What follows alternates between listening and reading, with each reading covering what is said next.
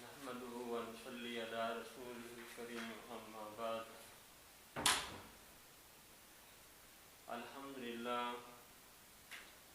یہ ہمارا ماہانہ روحانی اصلاحی تربیتی پروگرام عرصہ 2 سال سے بڑی باقاعدگی سے ہو رہا ہے اور اس میں اس کالونی سے بھی مستورات آتی ہیں، اطراف سے بھی آتی ہیں اور شہر کے مختلف گوشوں سے مستورات ذوق شوق سے تشریف لاتی ہیں۔ اللہ تعالیٰ ان کا آنا قبول فرمائے اور اسے ہمارے لیے صدقہ جاریہ بنائے۔ اصل میں تو ہم خود کچھ بھی نہیں، یہ تو ہمارے حضرت جی دامت برکاتہم، حضرت اقدس حضرت پیر ذوالفقار احمد صاحب نقشبندی مجددی دامت برکاتہم، یہ ان کا فیض ہے، یہ ان کی اجازت سے اور ان کے حکم پہ ہم نے ادھر کام شروع کیا، تو یہ ان کی نسبت کی برکات ہیں کہ یہاں کام ہو رہا ہے۔ تو آج ہمارے 2 ساتھیوں کی بیٹیوں کی دعا تھی ختم قرآن پاک کی، تو ہماری خوش نصیبی کہ حضرت جی دامت برکاتہم کے محبوب خلیفہ شیخ الحدیث حضرت پیر حبیب اللہ صاحب نقشبندی مجددی دامت برکاتہم، انہوں نے ہمیں ٹائم دے دیا۔ حضرت جی دامت برکاتہم بہت ہی مصروف ہوتے ہیں اور حضرت جی کا شاید کل عمرے کا بھی سفر ہے، لیکن اس کے باوجود انہوں نے کمال مہربانی فرمائی اور ہمارے لیے وقت نکالا۔ یہ ہمارے لیے بڑی خوش قسمتی اور سعادت کی بات ہے۔ ابھی حضرت دامت برکاتہم بیان فرمائیں گے، آپ ہمتاً متوجہ ہو کے دل کے کانوں سے حضرت کے بیان کو سنیں، بعد میں مراقبہ اور دعا ہوگی۔ یہ جو محفل ہے یہ 2 بیٹیوں کے ختم قرآن کی نسبت سے ہے اور اس لیے بڑی بابرکت محفل ہے۔ ایسی محفلوں میں دعائیں قبول ہوتی ہیں۔ اللہ تعالیٰ آپ سب کا آنا قبول فرمائے۔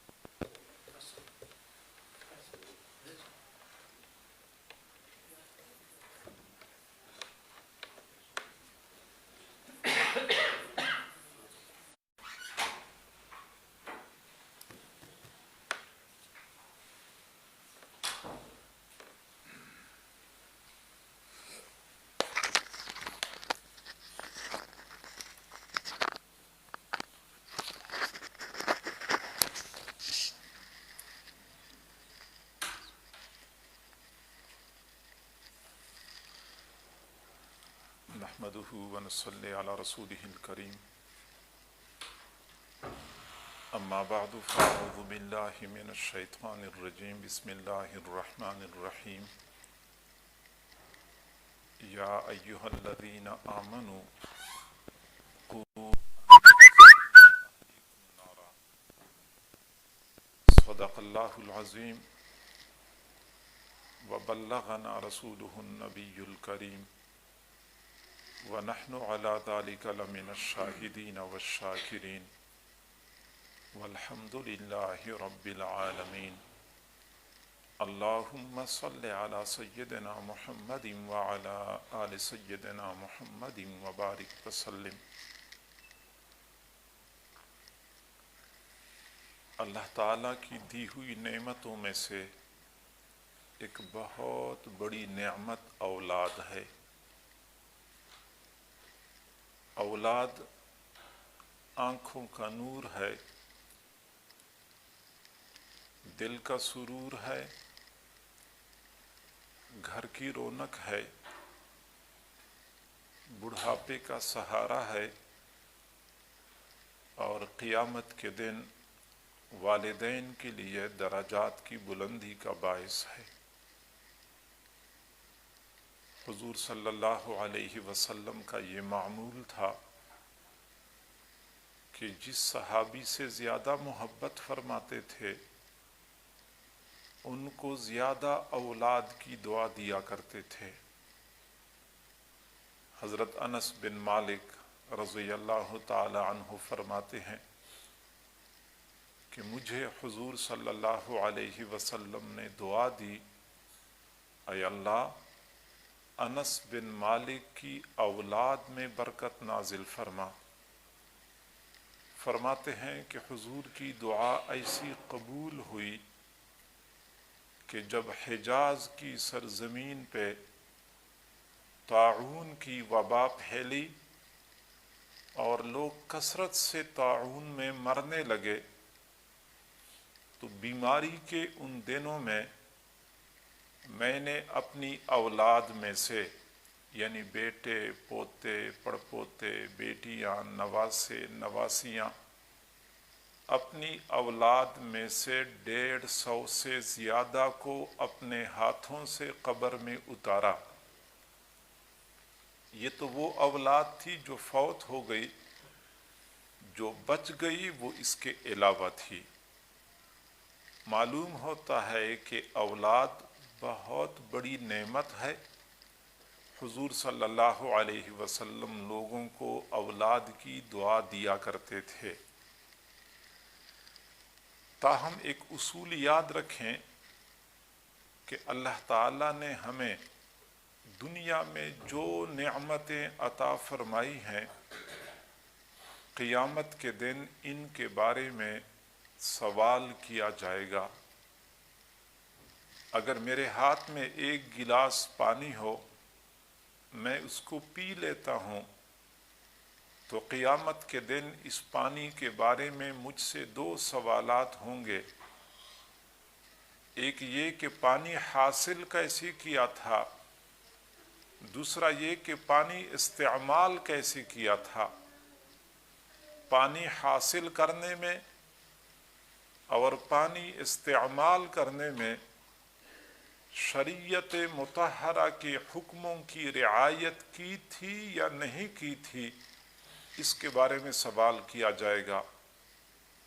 تو اگر قیامت کے دن چھوٹی چھوٹی نعمتوں کے بارے میں سوال ہوگا تو پھولوں جیسے ہنستے مسکراتے بچے، کمپیوٹر جیسی ذہین اولاد کے بارے میں قیامت کے دن سوال نہیں ہوگا۔ یہ نہیں ہو سکتا۔ قیامت کے دن اولاد کے بارے میں ضرور سوال کیا جائے گا۔ حضرت عبداللہ بن عمر رضی اللہ تعالی عنہ نے فرمایا، ادبوا اولادکم فإنکم مسئولون عنہم، تم اپنی اولاد کی اچھی تربیت کرو کیونکہ تم سے قیامت کے دن اولاد کے بارے میں سوال کیا جائے گا۔ ایک ایک بچے کے بارے میں، ایک ایک بچی کے بارے میں قیامت کے دن سوال ہوگا۔ یا ایھا الذین آمنوا قوا انفسکم واہلیکم نارا، ایمان والو اپنے آپ کو بچاؤ اور اپنے اہل و عیال کو بچاؤ جہنم سے۔ صرف یہ نہیں فرمایا کہ اپنے آپ کو بچانا کافی ہے، اپنے آپ کو بچانا ضروری ہے تو اہل و عیال کو بچانا بھی ضروری ہے۔ اور جو والدین اپنے اہل و عیال کو جہنم کی آگ سے بچانے کی کوشش نہیں کرتے تو وہ خود کبھی بھی نہیں بچ پائیں گے، وہ جہنم سے چھٹکارا نہیں پا سکیں گے۔ آج ہمارے معاشرے میں بہت بڑی کمزوری پائی جاتی ہے کہ والدین اولاد کی پیدائش پر خوش ہوتے ہیں، لوگوں کو مٹھائیاں کھلاتے ہیں، مبارکباد وصول کرتے ہیں، دعوتیں کرتے ہیں، لیکن اولاد کی تربیت کی ذمہ داری سے پھر غافل ہو جاتے ہیں۔ اور جب اولاد کی تربیت نہیں ہوتی تو اولاد بگڑ جاتی ہے، اور جب اولاد بگڑ جاتی ہے تو والدین کہتے ہیں کہ ہمارا بچہ بڑا اچھا تھا بس ماحول نے خراب کر دیا، ہمارا بیٹا بڑا سعادت مند تھا دوستوں کی وجہ سے خراب ہو گیا۔ والدین کبھی بھی نہیں کہتے کہ ہماری غلطی ہے ہم اپنے بچے کی صحیح تربیت نہ کر سکے، کبھی بھی اپنے بیٹے پر بات نہیں آنے دیتے کہ ہمارا بیٹا بدبخت ثابت ہوا۔ الزام لگاتے ہیں تو ماحول پہ، الزام لگاتے ہیں تو دوستوں پہ، ہمارا بچہ تو بڑا اچھا تھا دوستوں نے خراب کر دیا۔ آئیے ہم پوچھتے ہیں اپنے محبوب صلی اللہ علیہ وسلم سے کہ جب کوئی بچہ بگڑتا ہے تو اس کی بگاڑ کا ذمہ دار کون ہوتا ہے، اور قیامت کے دن کس سے سوال پوچھا جائے گا؟ قیامت کے دن کس نے جواب دینا ہے بچہ کیوں بگڑ گیا؟ تو اللہ تعالیٰ نے فرمایا، حضور صلی اللہ علیہ وسلم نے فرمایا، کل مولود یولد علی الفطرہ، ہر پیدا ہونے والا بچہ دین اسلام کا مزاج لے کے دنیا میں آتا ہے۔ بچہ پیدا ہوتا ہے تو وہ طبعی طور پہ اچھا مزاج رکھتا ہے، دین کا شوق رکھتا ہے، ذوق رکھتا ہے۔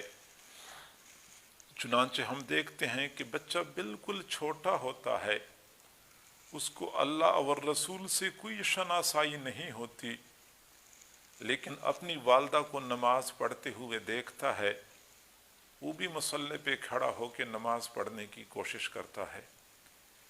کسی کو قرآن کی تلاوت کرتے ہوئے دیکھتا ہے، وہ کہتا ہے مجھے بھی قرآن دے دو، میں نے بھی تلاوت کرنی ہے۔ آخر بچے کو کس نے بتایا ہے کہ نماز پڑھا کرو، قرآن کی تلاوت کیا کرو؟ بچے کو کسی نے نہیں سمجھایا۔ بچے کی فطرت میں، طبیعت میں اللہ نے یہ چیز شامل کی ہے کہ وہ دین کی طرف مائل ہے، دین کی رغبت دل میں رکھتا ہے۔ اب شروع میں تو بچہ دین کی طرف بہت مائل ہوتا ہے، لیکن جو بڑا ہوتا ہے دین سے دور ہوتا جاتا ہے۔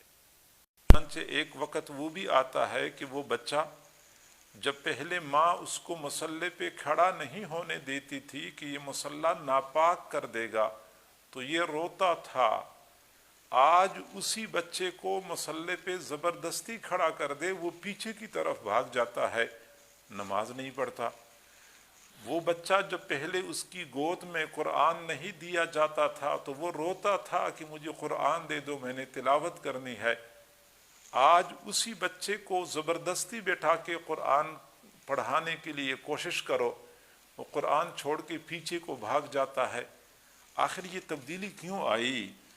اللہ نے تو بچے کو اچھا بنایا تھا، سلیم فطرت والا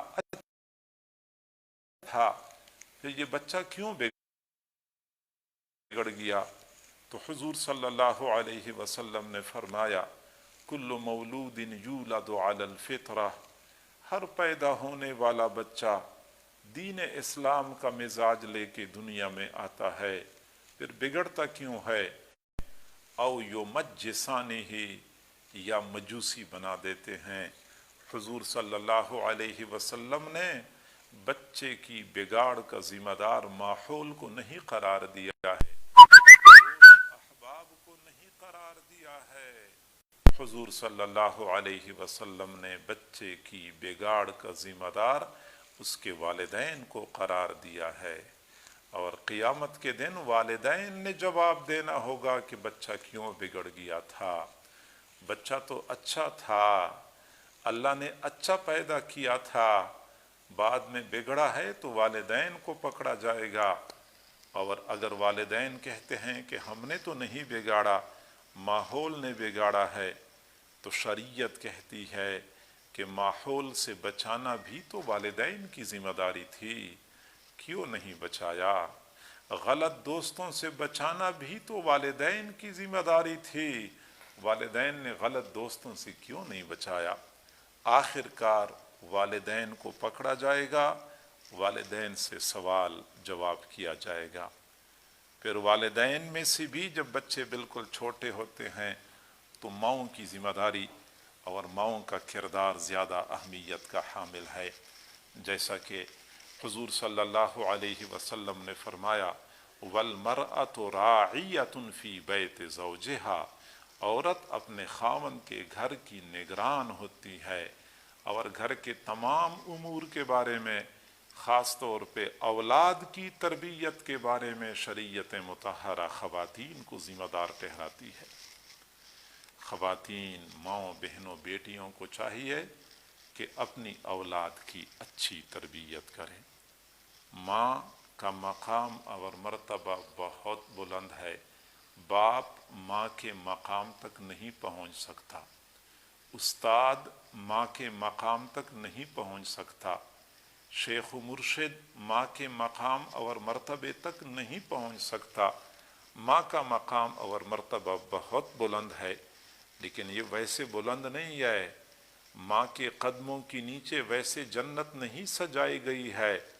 اصل بات یہ ہے کہ ماں کی ذمہ داریاں بہت بلند ہوتی ہیں، اور اگر ماں اپنی ذمہ داریوں کو نہ سمجھے، ماں اپنی ذمہ داریوں کو پورا نہ کرے، تو پھر یاد رکھنا ہر ماں کے قدموں کے نیچے جنت نہیں ہے۔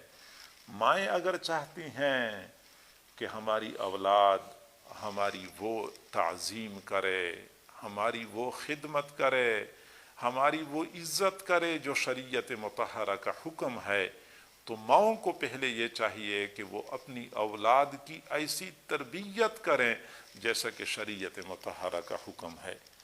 اور اگر آج مائیں اپنی اولاد کی تربیت کے سلسلے میں ذمہ داریاں پوری نہیں کرتی، تو کوئی توقع نہ رکھیں کہ کل اولاد صحیح بیٹا یا بیٹی بن کے اپنی والدہ کے حقوق کو پورا کر لے۔ پہلے ماں کو اپنی ذمہ داریاں پوری کرنی ہوں گی، پھر بعد میں اس کا رد عمل دیکھیں کہ اللہ تعالیٰ کس قدر بہترین صلہ اور بدلہ دیتا ہے اولاد کی جانب سے۔ تو اولاد کی اچھی تربیت کرنی چاہیے، اور اچھی تربیت ہم کس طرح کر سکتے ہیں؟ بہت آسان طریقہ یہ کہ بچوں کو، بچیوں کو قرآن اور حدیث کی تعلیم سے آراستہ و پیراستہ کر لیں۔ اور یہ بات یاد رکھیں کہ ہمارے اس معاشرے میں جو انگریزی تعلیمی ادارے ہیں، اسکول ہے، کالج ہے، یونیورسٹی ہے، ان کو چھوڑا بھی نہیں جا سکتا، لیکن ان پر آنکھیں بند کر کے اعتماد بھی نہیں کیا جا سکتا۔ ہماری بہنوں کو، بیٹیوں کو اچھی طرح پتہ ہے کہ کالج اور یونیورسٹی کا ماحول کس قدر اخلاق سوز ہوا کرتا ہے۔ ہماری نوجوان نسل اسکول اور کالج کی تربیت کے نتیجے میں کس رخ پہ جا رہی ہے، اور معلوم نہیں آنے والے دنوں میں یہ فساد کتنا بڑھے گا۔ تو ان حالات میں جب ہم سکول اور کالج نہیں چھوڑ سکتے، ضرورت ہے اس وقت کے زمانے کی، تو کم از کم اتنا کر لیا کریں کہ اپنے بچوں کو، اپنی بچیوں کو قرآن اور حدیث کی تعلیم سے محروم نہ رکھیں۔ اور اگر ہم نے آج اس معاملے کی نزاکت کا احساس نہیں کیا تو میری بہنوں اور بیٹیوں، وہ وقت دور نہیں ہے کہ ہمارے اپنے بیٹے ہمیں ماں باپ کہنے کے روادار نہیں ہوں گے، ہمارے اپنے بیٹے ہمیں والدین کہنے کے حق میں نہیں ہوں گے۔ نوجوان نسل آپ کے ہاتھ سے نکل جائے گی۔ جس طرح کہ آپ لوگ کوشش کرتی ہیں کہ بیٹے کو مٹھی میں رکھا جائے، اور مٹھی میں رکھنے کے لیے کبھی عاملوں کے پاس جاتی ہیں، کبھی دم درود والوں کے پاس جاتی ہیں کہ بہو نے قبضہ کر لیا میرے بیٹے پر، میں اپنے بیٹے کو اپنی مٹھی میں رکھنا چاہتی ہوں، ہمارے ساتھ بولتا بھی نہیں ہے، ہمارے پاس آتا بھی نہیں ہے۔ یہ ہر ماں کی خواہش ہوتی ہے کہ میرا بیٹا بڑا ہو یا چھوٹا ہو میرے ساتھ جڑا رہے۔ بالکل اچھی بات ہے، کوئی بری بات نہیں ہے، لیکن اپنے بچے کو اپنے ساتھ جوڑنے کے لیے آج قرآن اور حدیث کی تعلیم سے اس کو آشنا کر دیں، اپنی بیٹیوں کو قرآن و حدیث کی تعلیم سے آراستہ و پیراستہ کر دیں، ان کو ذمہ داریوں کا احساس ہوگا اور وہ والدین کے حقوق ادا کرنے والے بنیں گے۔ دنیا میں ہمارے لیے عزتوں کا اور سکون کا ذریعہ، اور آخرت میں بھی یہی اولاد ہمارے لیے درجات کی بلندی کا ذریعہ بن جائے گی۔ معزز خواتین، سچی بات یہ ہے کہ ہم بہت کمزور ہیں، ہمارے اعمال ہماری نجات کے لیے کافی نہیں ہے، ہمارے اعمال ہماری نجات کے لیے کافی نہیں ہے۔ وہی لوگ خوش قسمت ہوتے ہیں جن کی آنکھیں بند ہو جاتی ہیں لیکن پیچھے سے اعمال کا سلسلہ بند نہیں ہوتا، اعمال اسی طرح جاری و ساری رہتے ہیں، اور یہ تب ہوتا ہے جب کسی نے اپنی اولاد کی اچھی تربیت کی ہوتی ہے۔ مکہ مکرمہ میں ایک قبرستان ہے جنت المعلی۔ جنت المعلی قبرستان میں ایک بندہ درخت کے نیچے لیٹا آرام کر رہا تھا۔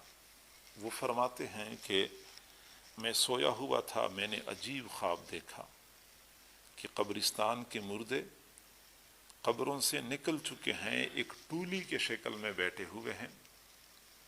میں قریب جا کے کھڑا ہو گیا تو تھوڑی دیر بعد میں نے دیکھا کہ ایک اور آدمی دور سے آیا، وہیں پہ کھڑے ہو کے اس نے اعلان کر دیا کہ او لوگو اپنا اپنا حصہ وصول کر لو۔ چنانچہ سارے لوگ ایک طرف کو بھاگ پڑے اپنا حصہ وصول کرنے کے لیے۔ ان میں سے ایک بندہ بیٹھا رہا، تو میں نے اس سے پوچھا کہ یہ لوگ کہاں بھاگ گئے؟ تو اس نے مجھے بتایا کہ یہ قبرستان کے مردے ہیں، اور جو اعلان کرنے والے نے اعلان کیا کہ اپنا اپنا حصہ وصول کر لو، وہ حقیقت میں اللہ کی جانب سے آنے والا فرشتہ ہے۔ قبرستان میں جب کوئی بندہ آتا ہے، درود شریف پڑھتا ہے، سورۃ اخلاص پڑھتا ہے، قبرستان کے مردوں کو ایصال ثواب کرتا ہے، تو وہ فرشتہ اعلان کرتا ہے کہ لوگوں اس میں سے اپنا اپنا حصہ وصول کر لو، تو لوگ اپنا حصہ وصول کرنے کے لیے بھاگ پڑتے ہیں۔ تو فرماتے ہیں کہ میں نے پوچھا کہ آپ کیوں نہیں گئے؟ تو اس نے کہا کہ مجھے ضرورت ہی نہیں ہے۔ میں نے کہا عجیب بندے ہو، ثواب کی ضرورت نہیں ہے؟ تو اس نے کہا ہاں مجھے ثواب کی ضرورت نہیں ہے، کیونکہ میرا ایک بیٹا حافظ قرآن ہے، میرا وہ بیٹا پورا دن قرآن پڑھاتا ہے شاگردوں کو، پورے دن میں شاگرد جتنا قرآن پڑھ لیتے ہیں اس کا ثواب میرے بیٹے کے کھاتے میں لکھا جاتا ہے، میرے بیٹے کا سارا ثواب میرے کھاتے میں لکھا جاتا ہے۔ مجھے روزانہ تھوک کے حساب سے اتنا ثواب عطا کر دیا جاتا ہے کہ پرچون کے ثواب کے لیے بھاگنے کی ضرورت ہی محسوس نہیں کرتا۔ جی ہاں، اس دن پتہ چلے گا کہ اپنے بیٹے یا بیٹی کو حافظ اور حافظہ بنانے کا کیا فائدہ نکلا، اپنے بیٹوں کو قرآن کی تعلیم دینے کا کیا فائدہ نکلا۔ امام راضی رحمۃ اللہ علیہ نے تفسیر کبیر میں لکھا ہے کہ پچھلے زمانے میں ایک آدمی کہیں جا رہا تھا، وہ نیک آدمی تھا، قبرستان سے گزرنے لگا تو اللہ نے اس آدمی پر منکشف کر دیا کہ قبر میں مردے کو عذاب ہو رہا ہے اور وہ بہت بری حالت میں ہے۔ وہ چلا گیا، 2-4 دنوں کے بعد واپس آیا تو وہی قبرستان سے گزر رہا تھا، اللہ نے منکشف کر دیا کہ وہی قبر جنت کا باغ بنی ہوئی ہے اور اس میں میت کو خوبصورت کپڑے پہنائے گئے ہیں اور قسم قسم کی نعمتیں اس کے سامنے موجود ہیں۔ تو وہ بندہ حیران ہو گیا، قریب کی آبادی میں لوگوں سے پوچھا کہ یہ قبر کس کی ہے؟ لوگوں نے بتا دیا کہ یہ تو فلاں بندے کی قبر ہے اور فلاں کا گھر اس طرف ہے۔ یہ اس کے گھر میں پہنچ گیا اور اس مرحوم کی بیوہ سے پوچھا کہ آپ لوگوں نے 2-3 دنوں میں اس مرحوم کی ایصال ثواب کے لیے کوئی نیک عمل کیا ہے؟ انہوں نے کہا کہ ہم نے کوئی نیک عمل نہیں کیا، ہم خود بھی اتنے کوئی دین سے وابستہ رہنے والے نہیں ہیں، مرحوم بھی ایسا ہی تھا کہ دین سے دور تھا، دین سے بیزار بندہ تھا۔ انہوں نے کہا کہ نہیں، آپ لوگوں نے کوئی ایسا عمل کیا ہے جس کی وجہ سے مرحوم کی حالت بدل چکی ہے۔ تب اس مرحوم کی بیوہ نے کہا کہ جی ہاں، 2 دن پہلے ہم نے اپنے چھوٹے بچے کو قرآن پڑھنے کے لیے قاری صاحب کے پاس بھیجا ہے اور قاری صاحب نے پہلے دن اس کو بسم اللہ الرحمن الرحیم پڑھائی ہے۔ تب اللہ والے کو پتہ چلا کہ جب قاری صاحب نے بچے کو بسم اللہ الرحمن الرحیم پڑھائی اور بچے نے اپنی توتلی زبان سے اللہ کو رحمان اور رحیم پکارا، اللہ تعالیٰ نے قبر کے اندر بچے کے والد سے عذاب کو ہٹا لیا ہے۔ تو اپنے بچوں کو قرآن اور حدیث کی تعلیم سے آراستہ پہ راستہ کر دیں، یہ بہت بڑی نعمت ہے، یہ قیمتی ہیرے ہیں، ان ہیروں کو ضائع نہ ہونے دیں، ان کو تراشنا، ان کو بنانا اور سنوارنا ہمارا اپنا کام ہے۔ یہ ہمارے لیے دنیا میں بھی ہماری زندگی میں روشنی ثابت ہوں گے اور قیامت کے دن بھی ہمارے لیے درجات کی بلندی کا ذریعہ ثابت ہوں گے۔ قیامت کے دن بہت سارے ایسے سعادت مند لوگ ہوں گے جب ان کے اعمال نامے ان کے ہاتھ میں آئیں گے تو وہ کہیں گے کہ یہ اعمال نامہ تو میرا نہیں ہے، بار بار اعمال نامے کے ورق الٹتے پلٹتے ہوں گے، پھر اس کے اوپر لکھا ہوا نام پڑھیں گے، کہیں گے نام میرا ہے، اعمال نامہ میرا نہیں ہے۔ حیران ہوں گے کہ یا اللہ، میں تو محلے کی مسجد میں نماز پڑھنے کے لیے نہیں جاتا تھا، یہ میرے اعمال نامے میں تو سینکڑوں مرتبہ حج اور عمرے کا ثواب لکھا ہوا ہے۔ اے اللہ، میں نے تو قرآن کا ناظرہ نہیں پڑھا ہوا تھا، میرے اعمال نامے میں ہزاروں مرتبہ ختم قرآن کا ثواب لکھا ہوا ہے، یہ کہاں سے آ گیا؟ تب اس بندے کو کہا جائے گا کہ اعمال نامہ آپ کا ہے، اعمال آپ کے نہیں ہیں، اعمال آپ کی اولاد کے ہیں۔